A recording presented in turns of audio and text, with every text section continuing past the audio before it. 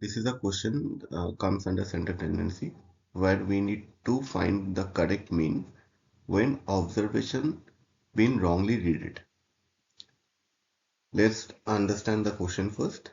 The mean of 20 observation, so n is given as 20, is 85. So x bar is given as 85.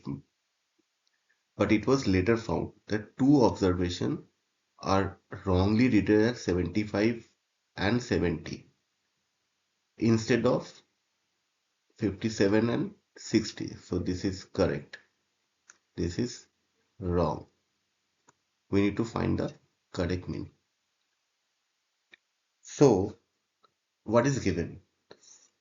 The given is n, which is equal to 20, and x bar is given as 85. We know that x bar is equal to 1 by n summation of x I. This is known.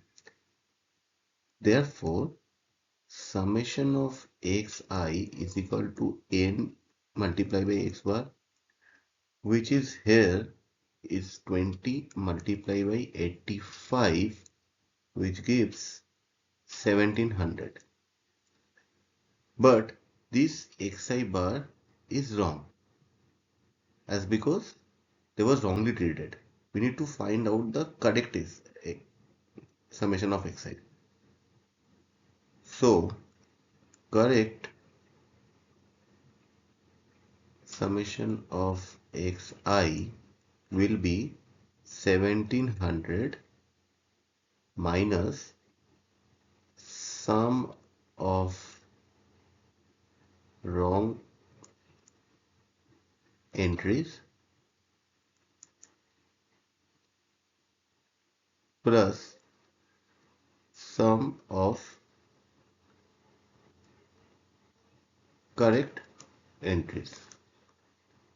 So from the summation of 1700, we're going to first deduct the wrong entries, then we're going to add the correct entries.